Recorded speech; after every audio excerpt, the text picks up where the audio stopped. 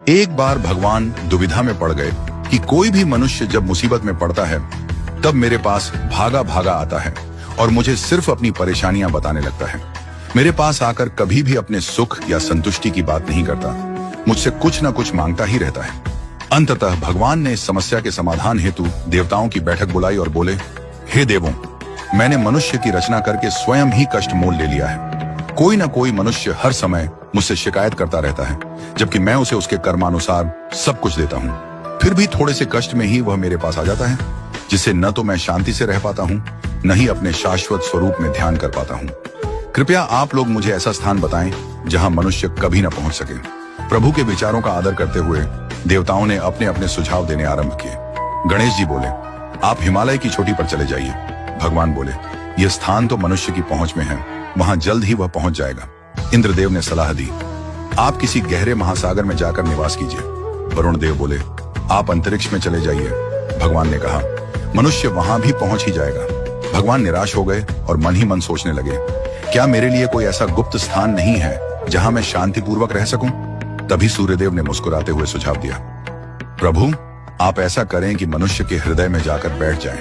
मनुष्य सदा आपको बाहर मंदिर, तीर्थ, पर्वत, गुफा, आकाश पाताल में ढूंढता रहेगा, लेकिन वह कभी अपने भीतर झांकने की कोशिश नहीं करेगा। करोड़ों में कोई एक बिरला व्यक्ति ही ऐसा होगा जो आत्मचिंतन करेगा और अपने हृदय में झांक कर आपको खोजेगा। और जो ऐसा करेगा वह आपसे शिकायत करने योग्य ही नहीं बचेगा, क्योंकि उसकी समस्त इच्छाएं शांत हो चुकी होंगी। भगवान को सूर्यदेव की बात अत्यंत प्रिय लगी। उन्होंने उसी क्षण निर्णय लिया और तब से वे मनुष्य के हृदय में निवास करने लगे। तभी से मनुष्य अपने दुख दर्द लेकर मंदिर, तीर्थ, आकाश पाताल सब जगह भटक रहा है, लेकिन उसे ईश्वर का साक्षात्कार नहीं हो रहा, क्योंकि वह सबसे अंतिम स्थान अपने हृदय के भीतर हम देखता ही नहीं। मनुष्य का मन सदा बाहर की ओर खुला रहता है, संसार की ओर भागता है, परंतु हृदय रूपी मंदिर की ओर उसका द्वार बंद होता है। इसलिए जब तक मन रूपी द्वार को संसार से हटाकर हृदय की ओर नहीं मोड़ा जाएगा, तब तक ईश्वर के दर्शन संभव नहीं। यह कथा हमें सिखाती है कि ईश्वर को बाहर नहीं, भीतर अपने अंतःकरण में खोजो। हृदय में परमात्मा सदा विराजमान है, बस जरूरत है उन्हें पहचानने की, अनुभव करने की और भीतर उतरने की।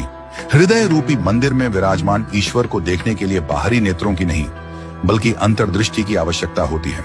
जब तक मनुष्य का मन संसार की ओर भागता रहेगा, तब तक वह ईश्वर को कभी नहीं पा सकेगा। जैसे किसी गहरे कुएं में देखने के लिए ऊपर की चमक से ध्यान हटाना पड़ता है, वैसे ही ईश्वर को पाने के लिए मन को संसार से हटाकर अंतर मन में डुबाना होगा।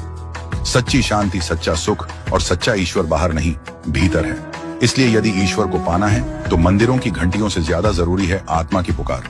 और वह पुकार तभी उठेगी जब मन शांत होगा। जब हृदय का द्वार खुलेगा, तब ईश्वर स्वयं को प्रकट करेंगे।